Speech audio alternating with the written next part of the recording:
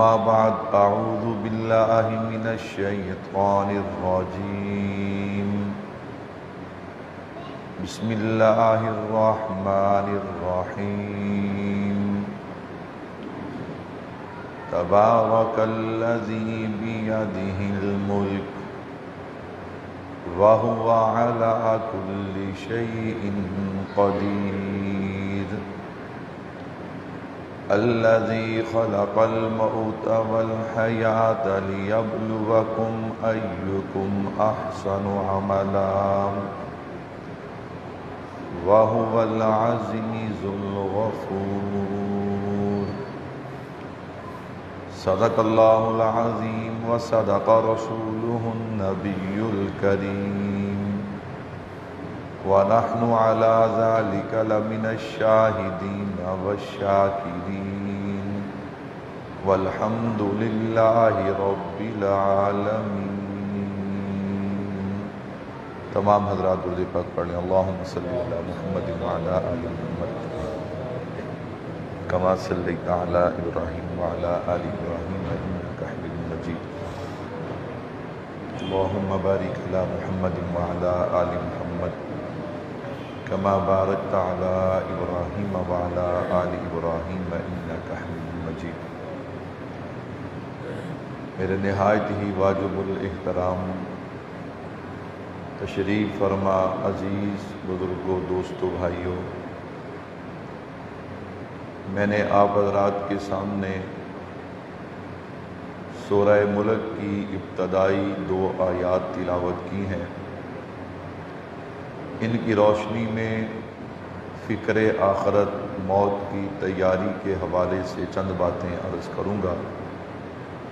اللہ سے دعا بھی ہے کہ سننے سنانے کے بعد اللہ ہم سب کو عمل کرنے کی توفیق عطا فرمائے۔ 2 آیات ہیں اور ان 2 آیات پہ 3 باتیں میں نے آپ حضرات کے گوش گزار کرنی ہیں۔ پہلی بات تبارک الذی بیدہ الملک وہو علی کل شیء قدیر پہ، دوسری بات الذی خلق الموت والحیاۃ لیبلوکم ایکم احسن عملا پہ، اور تیسری بات وہو العزیز الغفور پہ۔ اللہ سے دعا بھی ہے اللہ مجھے شرح صدر کے ساتھ کلام کرنے کی توفیق عطا فرمائے۔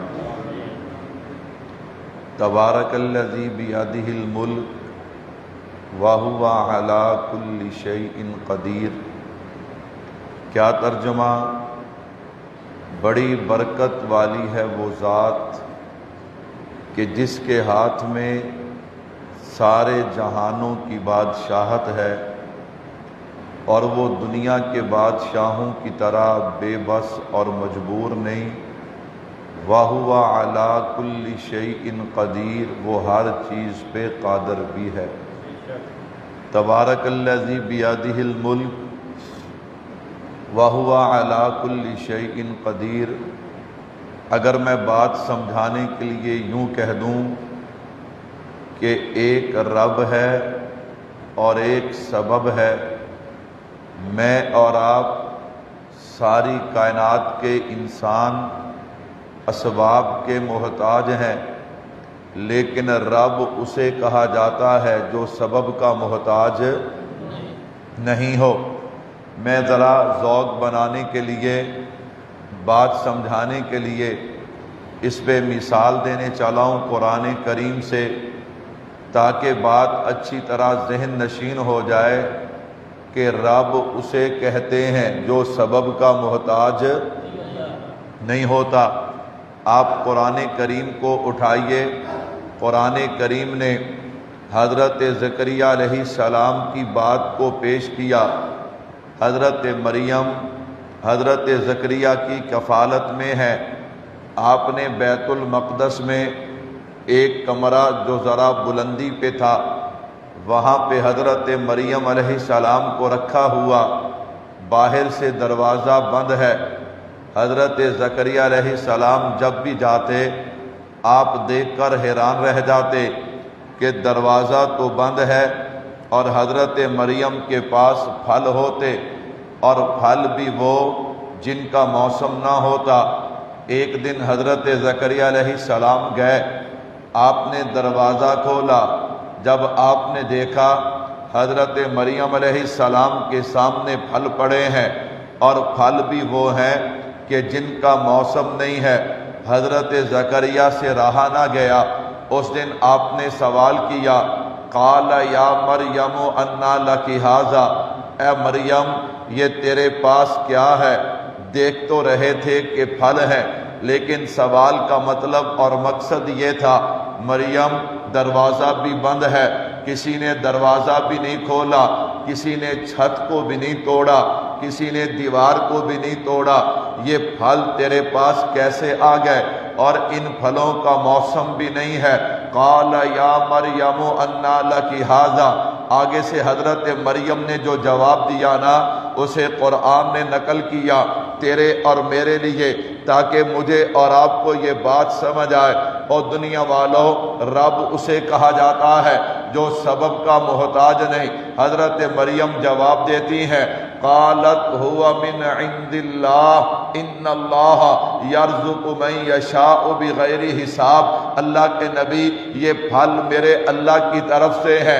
اور اگلی بات بھی سنیے، میرا اللہ جو ہے وہ پھل دینے میں نہ دروازے کا محتاج ہے، نہ چھت کا محتاج ہے، نہ دیواروں کا محتاج ہے۔ ان اللہ یرزق من یشاء بغیر حساب، جب وہ دینے پہ آتا ہے تو بغیر حساب کے عطا کر دیتا ہے۔ رب کہتے ہی اسے ہے، رب وہ ہے جو سبب کا محتاج نہ ہو، جو سبب کا محتاج نہ ہو۔ حضرت سلیمان علیہ السلام اللہ کے جلیل القدر پیغمبر ہیں۔ ایک دن بات آئی دل و دماغ میں کہ مجھے اللہ کی مخلوق کی دعوت کرنی چاہیے۔ اپنے رب کے سامنے دامن پھیلا دیا، اللہ میں تیری مخلوق کی دعوت کرنا چاہتا ہوں۔ اللہ اکبر۔ میرے اللہ نے فرمایا، اے سلیمان یہ تیرے بس میں نہیں ہے، مخلوق کو مخلوق نہیں کھلا سکتی، مخلوق کو صرف خالق کھلا سکتا ہے۔ اللہ میں آپ سے دعا مانگ رہا ہوں، آپ مجھے اجازت دیجئے، میں آپ کی مخلوق کی دعوت کرنا چاہتا ہوں۔ اللہ نے اجازت دی ہے۔ مفسرین فرماتے ہیں 1 مہینہ یا 2 مہینے تک حضرت سلیمان علیہ السلام نے تیاری کی ہے۔ تیاری کرنے والے انسان نے، چونکہ جن آپ کے تابع تھے، آپ نے جنوں کو حکم دیا کہ کھانے تیار کرو، دسترخوان بچھاتے چلے جاؤ۔ یہ نبی کا معجزہ تھا، جو کھانا گرم وہ گرم رہا، وہ ٹھنڈا نہیں ہوا۔ جب آپ نے تسلی کر لی، کئی کلومیٹر تک آپ نے دسترخوان بچھا لیے، اب اللہ سے دعا کی ہے، اللہ میری تیاری ہو گئی، آپ ذرا مخلوق کو بھیجیے نا۔ اللہ فرماتے ہیں پہلے سمندر والی بھیجوں یا خشکی والی بھیجوں؟ اللہ خشکی والی تو ہم نے دیکھی ہے، آج ذرا پہلے سمندر والی کو بھیجیے نا، میں قربان جاؤں۔ حضرت سلیمان علیہ السلام نے دعا کی ہے، اللہ نے ایک مچھلی کو حکم دیا، چل مچھلی، آج میرے نبی نے تیری دعوت کی ہے۔ ایک مچھلی آئی نا، حضرت سلیمان علیہ السلام عرض کرتے ہیں، اللہ دسترخوان اتنے بڑے ہیں، انتظام اتنا زیادہ ہے، اور مچھلی ایک آئی ہے، کہا پہلے اس کا پیٹ بھریے پھر میں اور بھیجوں گا۔ وہ مچھلی آئی، اس نے منہ کھولا، وہ جتنا بھی کھانا تیار تھا نا، وہ سارے کا سارا کھانا ایک نوالا بنا۔ مچھلی ایک نوالا کھا کے کہتی ہے، اللہ کے نبی ابھی تو میرا پیٹ نہیں بھرا، ابھی تو مجھے اور چاہیے۔ حضرت سلیمان علیہ السلام سمجھ گئے کہ مخلوق کو کھلا سکتا ہے تو صرف خالق کھلا سکتا ہے۔ اللہ کے نبی آپ نے جیسا ایک لقمہ دیا ہے، میرا اللہ مجھے روزانہ ایسے 3 لقمے عطا کرتا ہے۔ میرے بھائیوں مخلوق کتنی ہے؟ 18,000 40,000 اصل قول کے مطابق میرا اللہ ہی جانتا ہے کہ مخلوق کتنی ہے۔ تو میں عرض کر رہا تھا، ان اللہ یرزق من یشاء بغیر حساب، رزق دینے والا بھی اللہ ہے، اور جب وہ دینے پہ آتا ہے تو بغیر حساب کے عطا کر دیتا ہے۔ اگر وہ حساب کرنے پہ آئے تو میں نے کہا پھر میں اور آپ رزق کے حقدار۔ اگر وہ حساب کرنے پہ آئے، وہ کیسا رزق دینے والا ہے۔ ایک تو اس کا مطلب یہ ہے نا کہ اللہ کسی چیز کے محتاج نہیں ہے، اور اگر اس کا مفہوم یہ لیا جائے، اگر وہ حساب کتاب پہ آ جائے، میں نے تمہیں آنکھیں دی ہیں، تم ان کے ساتھ کیا کرتے ہو؟ میں نے تمہیں زبان دی ہے، میں نے تمہیں کان دیے ہیں، میں نے تمہیں اولاد دی ہے، میں نے تمہیں صحت دی ہے، تم نے نماز پڑھی کہ نہیں پڑھی، تم نے تلاوت کی کہ نہیں کی؟ اللہ اکبر، خیر توجہ کیجیے گا، ایک رب ہے اور ایک سبب ہے۔ رب اسے کہتے ہیں جو سبب کا محتاج نہ ہو۔ حضرت زکریہ علیہ السلام نے حضرت مریم کا جواب سنانا، اللہ اکبر، ان اللہ یرزق من یشاء بغیر حساب۔ اللہ اکبر، آئے محراب کے اندر اور اپنے رب کے سامنے دامن کو پھیلا دیا اور اپنے رب سے جناب والا چپ کے دعا کرنے لگے۔ قاف ہا یا عین صاد، ذکر رحمت ربک عبدہ زکریا اذ نادا ربہ نداء خفیا۔ آؤ میرے بھائیو، قرآن کریم کی یہ آیات مجھے اور آپ کو دعوت دے رہی ہیں۔ آج دنیا کے ستائے ہوئے انسان، تیرے مسائل کا حل کسی کے پاس نہیں ہے، تیرے مسائل کا حل جو ہے وہ تیرے اللہ کے پاس ہے۔ اپنے رب کو یہ نہ بتا کہ تیری مشکل کتنی بڑی ہے، بلکہ اپنی مشکلوں کو بتا کہ تیرا رب کتنا بڑا ہے۔ وہ ہمارے حضرت ہزاروی رحمت اللہ علیہ، سب کہہ دو رحمت اللہ علیہ، حضرت پیر جی عزیز الرحمان ہزاروی رحمت اللہ علیہ، میں نے ان کے بیٹے سے یہ واقعہ سنا۔ اسلام آباد میں ایک آدمی سبزی کی ریڑھی لگاتا تھا۔ کیا کرتا تھا؟ سبزی کی ریڑھی لگاتا تھا، حضرت کا مرید تھا۔ اللہ اکبر، اللہ حج پہ لے گئے۔ کہاں لے گئے؟ حج پہ لے گئے۔ جب وہ حج کر کے واپس آئے نا، لوگوں کو عادت ہوتی ہے، بندے سوچتے نہیں یہ بات کرنے کی ہے یا نہیں کرنے کی، ہمیں کرنی چاہیے کہ نہیں کرنی چاہیے۔ اب لوگ اسے سبزی بھی خریدتے ہیں اور جب اسے مبارک دیتے ہیں تو ساتھ پھر یہ باتیں بھی کرتے ہیں، یار یہ سبزی والا یہ کیسے حج پہ چلا گیا، یہ سبزی والا یہ کیسے حج پہ چلا گیا۔ وہ سن کے تھک گیا۔ ایک دن جب دو لوگوں نے آپس میں بات کی نا، یار یہ سبزی والا کیسے حج پہ چلا گیا، اس نے بڑا عجیب جملہ کہا۔ اس نے کہا سنو، ریڑھی سبزی کی میں لگاتا ہوں، میرا رب نہیں لگاتا۔ اس نے کہا سبزی کی ریڑھی میں لگاتا ہوں، میرا رب نہیں لگاتا۔ کہا وہ بے نیاز ذات ہے، وہ جسے چاہے لے جانا چاہے، اسے کون سی رکاوٹ ہے؟ تو میرے بھائیوں، ایک رب ہے، ایک سبب ہے۔ مشکلیں جتنی بھی بڑی ہیں، لیکن اس رب کے دروازے پہ آ جائیں، اس رب کے سامنے دامن پھیلا دیں۔ اصل میں بات یہ ہے، ہم کرتے کچھ ہیں اور چاہتے کچھ ہیں۔ میرے بھائیوں، جب تک لائن سیدھی نہ ہو اس پٹڑی پہ کبھی گاڑی چلتی نہیں ہے۔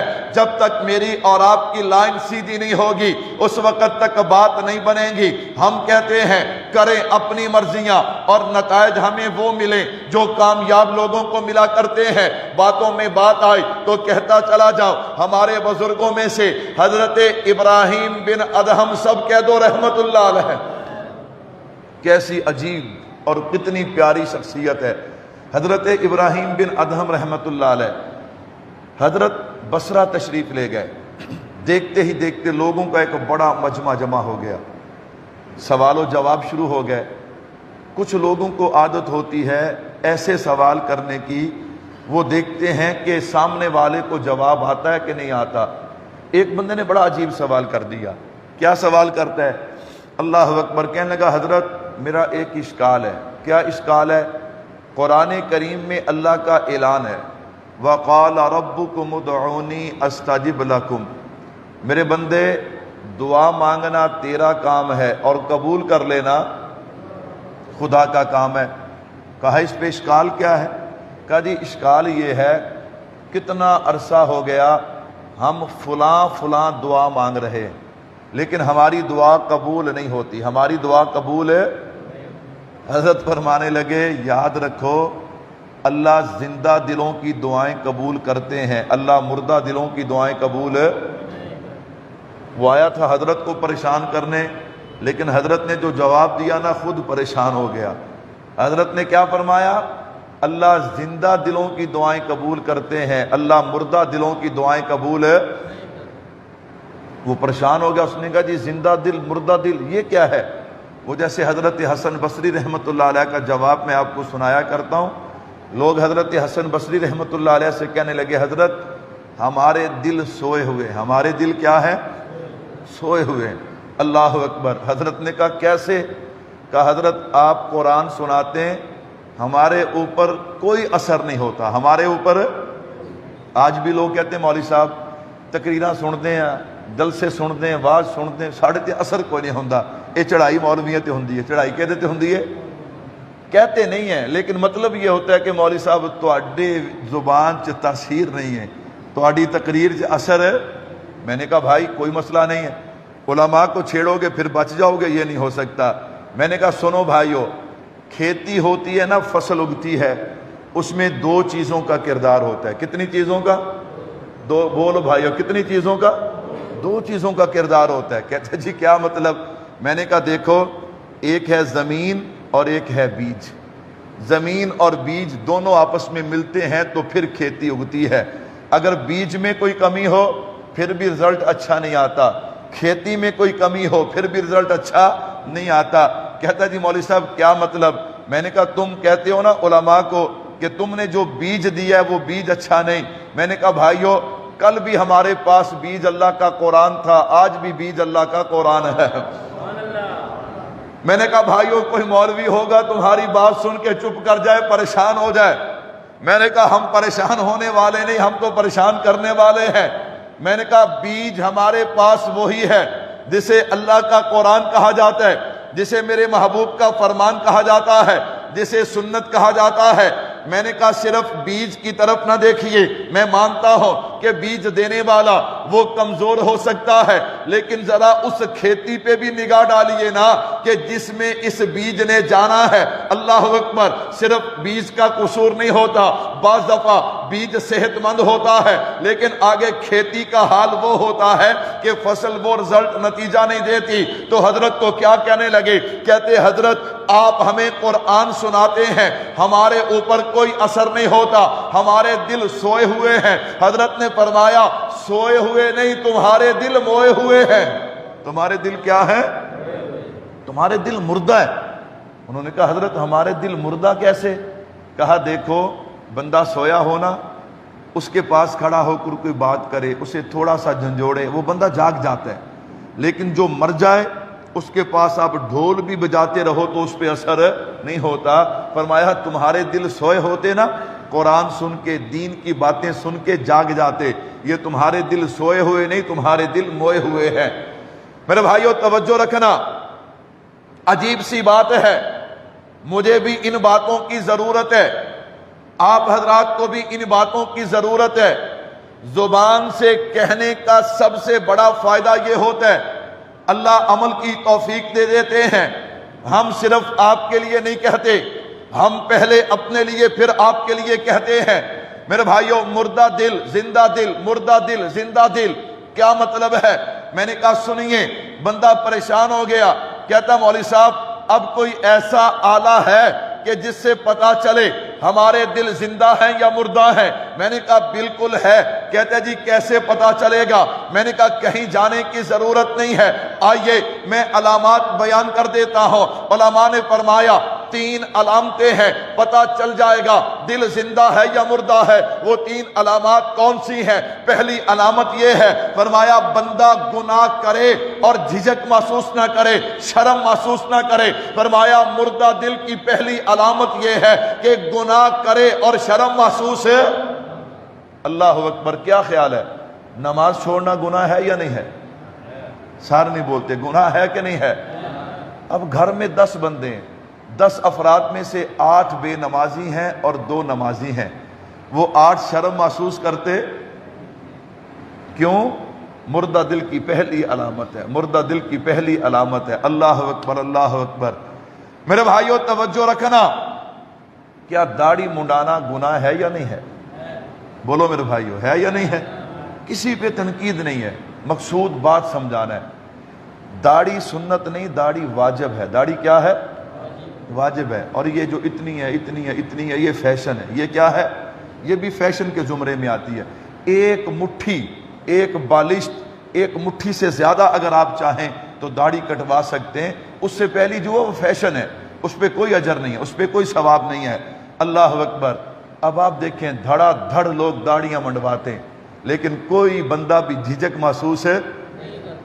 اللہ اکبر۔ کوئی کسی کو نہیں کہتا یار کیا کر رہا ہے، واجب ہے، میرے محبوب کا دل تڑپتا ہے، میرے محبوب کا دل دکھتا ہے، لیکن کوئی نہیں۔ کیا خیال ہے، سود کھانا گناہ ہے یا نہیں ہے؟ ہاں، یہ ہمارے بینکوں میں جتنا نظام سود کا ہے کون کھاتا ہے؟ اللہ اکبر۔ اکثریت تو مسلمانوں کی ہے نا، اقلیتیں وہ تو بہت کم ہیں۔ مسلمان کون کھاتا ہے آج رشوت، آج سود؟ اللہ اکبر۔ سب کچھ چل رہا ہے۔ آج بندہ گناہ کرتا ہے نا تو بڑے فخر سے آ کے اپنے دوست کو بتاتا ہے میں نے فلاں گناہ کیا۔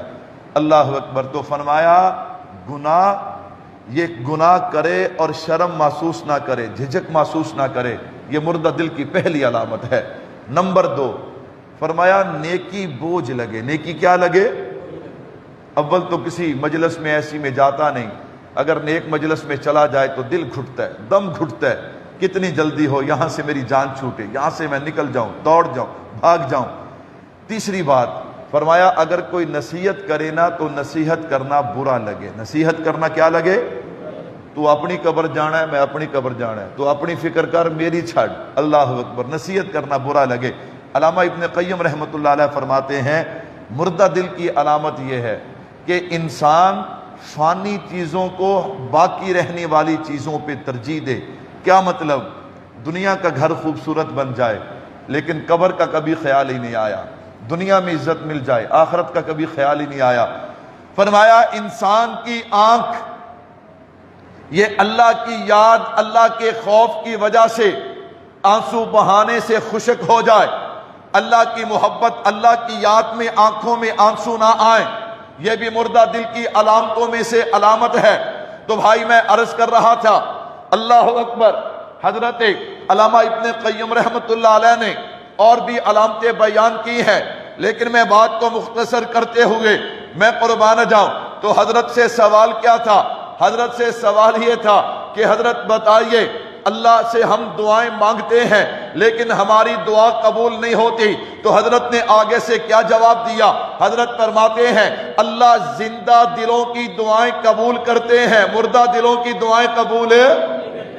انہوں نے کہا حضرت زندہ دل مردہ دل اس کا کیا مطلب ہے؟ فرمایا سنو 10 علامتیں ہیں۔ کتنی علامتیں ہیں؟ 10 علامتیں ہیں جس کی وجہ سے ہمارے دل مردہ ہیں۔ ان 10 چیزوں سے ہم توبہ کر لیں اللہ ہماری دعائیں قبول کرنا شروع کر دیں گے۔ حضرت وہ کون سی 10 چیزیں؟ اللہ اکبر۔ حضرت فرمانے لگے نمبر 1 ہم اللہ کو جانتے بھی ہیں، اللہ کو مانتے بھی ہیں، لیکن اللہ کے احکامات پہ عمل نہیں کرتے، اللہ کے احکامات پہ عمل نہیں کرتے۔ میرے بھائیوں آج کتنے مسائل ہیں، ہمیں پتا ہے یہ حکم ربی ہے، یہ بات قرآن کریم میں ہے، لیکن ہم وہ ماننے کے لیے تیار نہیں ہے۔ نمبر 2 فرمایا نبی کی عشق کا دعویٰ کرتے ہو لیکن جب سنت پہ عمل کی باری آتی ہے پھر تم بھاگ جاتے ہو۔ نمبر 3 قرآن کریم پڑھتے تو ہو لیکن جب قرآن پہ عمل کی باری آئے پھر تم بھاگ جاتے ہو۔ نمبر 4 شیطان کو اپنا دشمن کہتے ہو لیکن اس کے راستے پہ بھی چلتے ہو۔ نمبر 5 اللہ کی نعمتیں کھاتے ہو لیکن اللہ کا شکر ادا نہیں کرتے۔ نمبر 6 جنت کو مانتے ہو لیکن اس کی تیاری نہیں کرتے۔ نمبر 7 جہنم کو مانتے ہو لیکن اس سے دور نہیں بھاگتے۔ نمبر 8 موت پہ یقین ہے لیکن موت کی تیاری نہیں کرتے۔ میرے بھائیوں توجہ کیجئے، ہمارا عنوان فکر آخرت تھا، میں یہیں پہ بات عرض کرتا چلا جاؤں۔ میرے بھائی موت کیا ہے؟ حضرت امام مالک سب کہہ دو رحمت اللہ علیہ، حضرت امام مالک کو مدینے سے بڑا پیار تھا، اس لیے نفلی حج کرنے کے لیے بھی نہیں جاتے کہ حج کرنے کے لیے جاؤں اور رستے میں میری موت ہو جائے اور وہیں پہ مجھے دفن کر دیا جائے، میں جینا بھی مدینے میں چاہتا ہوں، مرنا بھی مدینے میں چاہتا ہوں۔ کیسے کمال کے لوگ تھے، زندگی بھی مدینے کی، موت بھی مدینے کی، دفن بھی مدینے کا۔ ایک رات خواب میں حضور کی زیارت ہوئی۔ کیا ہوئی؟ حضور کی زیارت ہوتی ہے۔ فوراً حضور سے عرض کی اللہ کے نبی مجھے موت کب آئے گی تاکہ میں نفلی حج تو کر لوں، عمرہ تو کر لوں، میرے محبوب نے یوں اپنی انگلیوں مبارک سے یوں 5 کا اشارہ کیا. کتنے کا اشارہ کیا؟ آنکھ کھل گئی. اب 5 دن ہے، 5 ہفتے ہیں، 5 مہینے ہیں، 5 سال ہیں. اس 5 سے کیا مراد ہے؟ علامہ ابن سیرین رحمۃ اللہ علیہ خوابوں کی تعبیر کے ماہر، شاگرد کو بھیجا، بیٹا خواب کی تعبیر لے کے آ، لیکن میرا نام نہ بتانا. میرا نام، کیسے اخلاص والے لوگ تھے، میرا نام نہ بتانا یہ خواب آیا کسے ہے. اللہ اکبر. مجھے اور آپ کو ایسا خواب آئے جدوں تک آپ دنیا نو دس نہ لئیے دے آپ نو سکون ہے. وہ اخلاص والے لوگ تھے، وہ اخلاص والے لوگ تھے. خیر، شاگرد گیا، ابن سیرین رحمۃ اللہ علیہ سے خواب بیان کیا. حضرت کہنے لگے بیٹا یہ خواب کسے آیا ہے؟ اس نے کہا جی مجھے منع کیا گیا ہے. کہا تو بتانا بتا. اس کی تعبیر بتاتی ہے اور یہ خواب بتاتا ہے. یہ خواب اس وقت کے سب سے بڑے عاشق رسول کو آ سکتا ہے، اور مدینے میں اس وقت سب سے بڑا عاشق رسول امام مالک رحمۃ اللہ علیہ ہے. اس نے کہا جی اب تعبیر بتا دیجئے. کہا جا کر اپنے استاد سے کہہ دیں اس سے مراد نہ 5 ہفتے ہیں، نہ 5 دن ہیں، نہ 5 مہینے ہیں، نہ 5 سال ہیں. میرے محبوب نے ان 5 چیزوں کی طرف اشارہ کیا ہے کہ قرآن میں جن کا ذکر ہے کہ ان 5 چیزوں کو اللہ کے علاوہ کوئی اور جانتا. ان اللہ عندہ علم الساعہ، کہ جناب والا قیامت کب قائم ہوگی میرا اللہ جانتا ہے. وَيُنَزِّلُ الْغَيْثَ، بارش کب برسے گی میرا اللہ جانتا ہے. عورت کے پیٹ میں کیا ہے میرا اللہ جانتا ہے. انسان کل کیا کمائے گا میرا اللہ جانتا ہے. انسان کو موت کیسے، کہاں، کس جگہ پہ آئے گی یہ میرا اللہ جانتا ہے. یہ 5 چیزیں ہیں. اس میں 1-2 چیزیں تفصیل طلب ہیں، لیکن وقت تھوڑا. کہ ماں کے پیٹ میں کیا ہے، آپ کہیں گے جی آج الٹرا ساؤنڈ سے پتہ چلتا ہے بارش کب برسے گی، آج تو سائنس والے بتاتے ہیں. پھر میرے اللہ نے موقع دیا تو میں اس کا جواب دوں گا. خیر، میں نے کہا بھائیو موت کیا ہے؟ توجہ رکھنا. میرے اور آپ کے پیارے آقا جناب محمد مصطفیٰ صلی اللہ علیہ وسلم کی مجلس ہے. ایک سوال کرنے والے نے سوال کیا، اللہ کے نبی سب سے عقل مند کون ہے؟ سب سے عقل مند کون ہے؟ سب سے محتاط کون ہے؟ میرے بھائیو یہاں مجھ سے شروع کیا جائے، آپ میں سے ہر بندے سے سوال کیا جائے نا عقل مند کون ہے، تو ہمارے جواب بڑے عجیب ہوں گے، ہمارے جواب بڑے مختلف ہوں گے. کوئی کچھ کہے گا، کوئی کچھ کہے گا، کسی کا جواب کچھ ہوگا، کسی کا جواب کچھ ہوگا. میں قربان جاؤں، میرے محبوب سے بڑا حکمت والا کائنات میں کوئی نہیں، میرے محبوب سے بڑا دانشور کائنات میں کوئی نہیں ہے. میرے اور آپ کے پیارے پیغمبر جناب محمد مصطفیٰ صلی اللہ علیہ وسلم کا جواب سنیے. سوال کیا تھا؟ اللہ کے نبی سب سے زیادہ عقل مند کون ہے؟ میں قربان جاؤں، اللہ کے نبی سب سے زیادہ محتاط کون ہے؟ میرے محبوب کا جواب سنیے گا. فرمایا سب سے عقل مند وہ ہے جو ہر وقت موت کو یاد بھی رکھتا ہے، موت کی تیاری بھی کرتا ہے. یہ ایسا جواب ہے نا، ایسا جواب ہے جو سونے کے پانی سے لکھنے کے قابل ہے. فرمایا جو موت کو یاد بھی رکھتا ہے، موت کی. آپ مجھے بتائیں موت یاد ہو بندہ نماز چھوڑتا ہے؟ کسی بندے کو پتہ چل جائے کہ کل اس وقت میری موت ہے، اللہ اکبر، وہ کیسے وقت گزارے گا، کیسے وقت گزارے گا؟ تو میرے محبوب نے خلاصہ دیا نا، نچوڑ دیا. فرمایا کامیاب وہ ہے، عقل مند وہ ہے، محتاط وہ ہے. اور ایسے بندے دنیا میں آپ دیکھیں گے آپ حیران رہ جائیں گے. اللہ اکبر. ایک آدمی کے ذہن میں بات آئی، اس نے کہا یار میں جو نیک لوگ ہیں نا، اللہ کے ولی ہیں، ان کے پاس جاتا ہوں، نمازی ہوں، نیک لوگ، ان کے پاس جا کر ان سے سوال کرتا ہوں. کیا سوال کرتا ہوں؟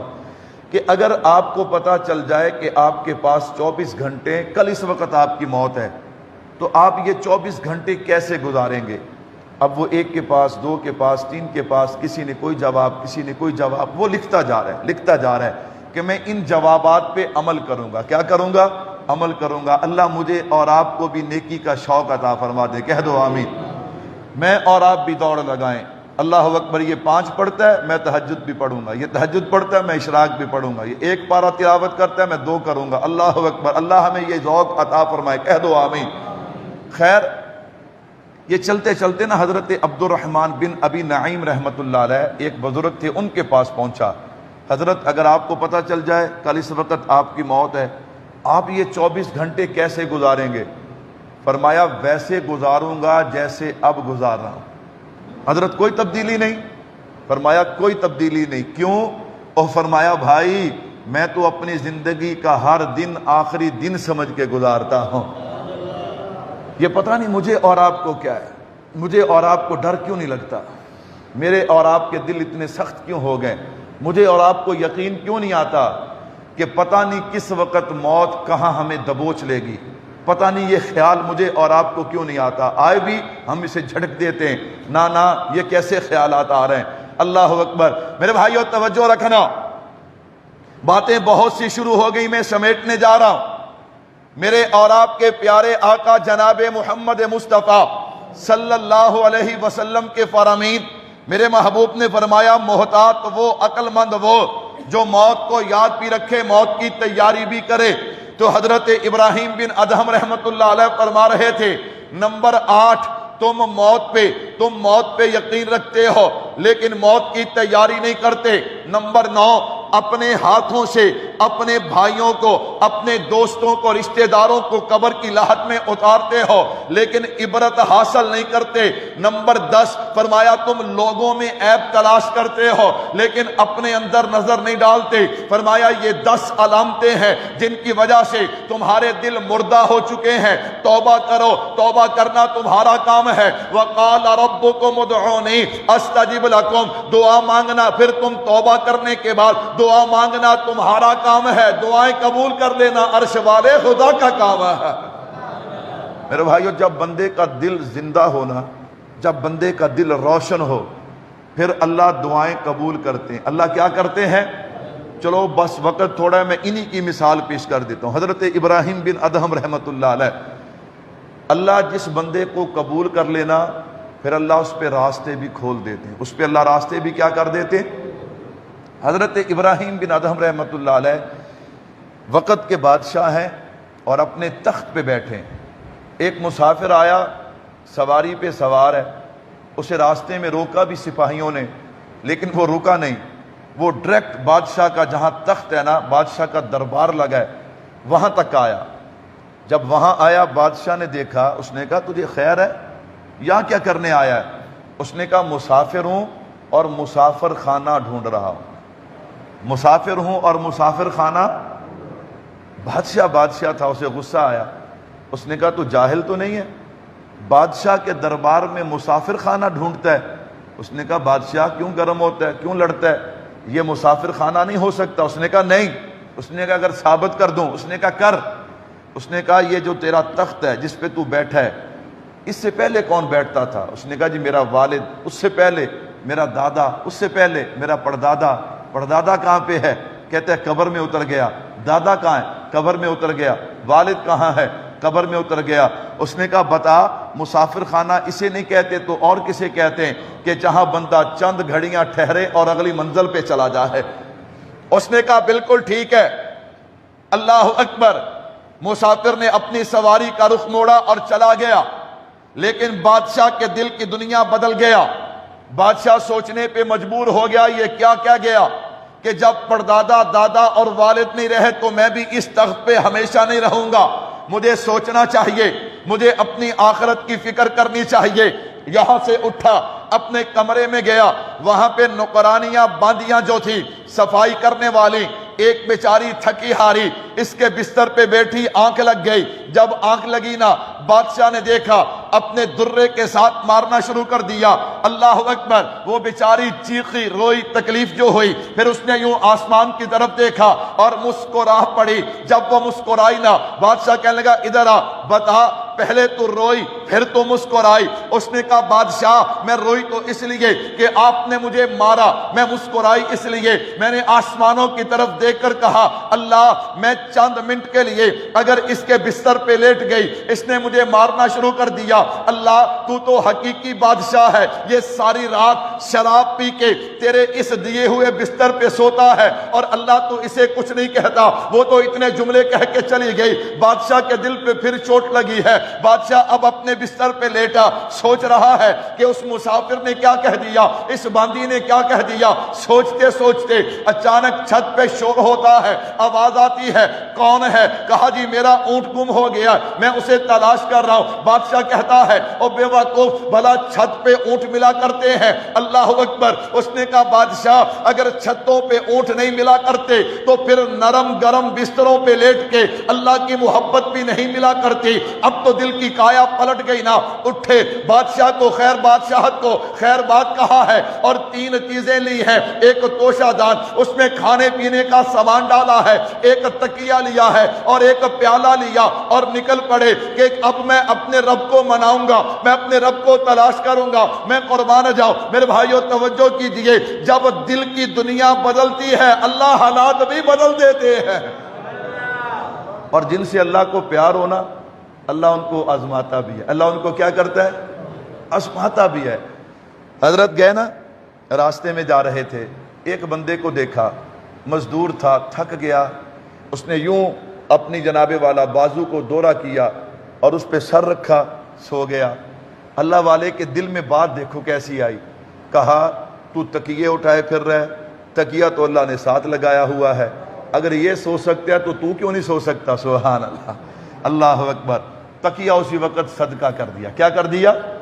اس پہ جو اللہ نے انعام دیا نا، انعام سنو گے تو حیران رہ جاؤ گے۔ یہ اللہ والے، وہ کھانے پینے کا سامان بھی ختم، اب جنگل میں بیٹھیں اور کنویں کے قریب بیٹھیں۔ اللہ اکبر، اللہ اکبر۔ آؤ میرے اللہ پہ بھروسہ کرو بھائیو، اللہ پہ بھروسہ کرو گے، اللہ کی قسم اللہ وہاں سے نوازے گا جہاں ہم سوچ بھی نہیں سکتے۔ ہرن آیا پانی پینے کے لیے، پیاسا تھا۔ حضرت ابراہیم بن ادہم کی نظر پڑی نا، دماغ چلا، کیوں؟ تلاش میں تھے اللہ کی محبت میں۔ جیسی سوچ ہوتی ہے پھر انسان کا دماغ ویسے چلتا ہے۔ کہنے لگے اس کے پاس تو برتن بھی کوئی نہیں اور یہ ڈول بھی نہیں کھینچ سکتی، یہ پانی کیسے پیے گی؟ یہ پانی چلو دیکھتا ہوں کیسے پیتی ہے۔ حضرت اٹھے، کنویں کے پاس آئے، اللہ اکبر۔ وہ جیسے جیسے ہرن آگے بڑھتا رہا اسی طرح کنویں کا پانی بھی اوپر اٹھتا رہا، سبحان اللہ۔ ہرن نے پانی پیا، حضرت فرمانے لگے جب میں آگے بڑھا نا پانی پھر نیچے چلا گیا۔ دل سے صدا اٹھی، او ابراہیم تیرا رب پہ اتنا بھی یقین نہیں جتنا ایک ہرن کا یقین ہے، اور تو پانی پینے کے لیے پیالے اٹھائے پھر رہا ہے، اور اللہ نے اس ہرن کو بغیر پیالے کے پانی پلا دیا، اسی وقت پیالہ صدقہ کر دیا۔ میرے بھائیو اللہ پہ یقین یوں ہونا چاہیے، اللہ پہ یقین یوں ہونا چاہیے۔ خیر اب جناب والا حضرت تشریف فرما ہے، وقت گزرتا چلا گیا۔ بیٹا اپنے وزیر مشیروں کو لے کے حضرت کی تلاش میں نکلا، نکلتے نکلتے دیکھا ایک جگہ حضرت دریا کے کنارے بیٹھے ہیں اور اپنا پھٹا ہوا کرتا سی رہے ہیں۔ بیٹے نے دیکھا، رو پڑا۔ بادشاہ کے وزیر مشیروں نے دیکھا، رو پڑے۔ بادشاہ کیسی زندگی چھوڑ کے کیسی زندگی اپنائی ہے، کہا تمہیں کیا پتا اس زندگی کے لطف کیا ہے؟ ابا جی واپس چلیے۔ وزیر مشیر کہنے لگے واپس چلیے، آپ کا تخت آپ کا منتظر ہے۔ کہا میں نہیں جاؤں گا، جو لذت اللہ کے نام میں ہے اس زندگی میں ہے اس زندگی میں نہیں ہے۔ حضرت یہ کیسے ہو سکتا ہے؟ نہ کھانے کا اہتمام، نہ کوئی نوکر، نہ کوئی خدمت کرنے والا، پھٹے لباس ہے۔ آپ کہتے ہیں کہ جو مزہ اس زندگی میں ہے اس زندگی میں نہیں ہے۔ جب وہ باز نہیں آئے تو حضرت نے کہا اچھا تمہیں اتنا ہی ناز ہے اپنی طاقت پہ، اپنی بادشاہت پہ، چلو میری ایک شرط پوری کرو، میں تمہارے ساتھ چلتا ہوں۔ کیا شرط ہے؟ حضرت کے ہاتھ میں جو سوئی تھی نا وہ دریا میں گرا دی۔ کہا اسے نکال کے لاؤ۔ اب سارے کھڑے ہیں، کہتے یہ تو نہیں نکل سکتی۔ کہا آؤ بتاؤ کیوں نہیں نکل سکتی؟ ایک ذات ہے جو نکال سکتی ہے، اسے رب کہا جاتا ہے، اور رب وہ ہوتا ہے جو سب کا محتاج نہیں ہوتا۔ اٹھا دیے ہاتھ اپنے رب کے سامنے، اللہ کوئی نہیں نکال سکتا لیکن تو نکال سکتا ہے نا۔ ادھر ہاتھ اٹھائے، ادھر مچھلیاں اپنے منہ میں سونے کی سوئیاں لے کے آئیں۔ حضرت نے کہا اللہ مجھے اپنی سوئی چاہیے۔ جب بندے کا دل روشن ہونا تو پھر اللہ دعائیں یوں قبول کرتے ہیں۔ مچھلی لے کر آئی، وہ سمجھ گیا بیٹا بھی، وہ سمجھ گیا وزیر مشیر بھی کہ اللہ نے جو عظمتیں اب عطا کی ہیں ان کا کوئی مقابلہ کر سکتا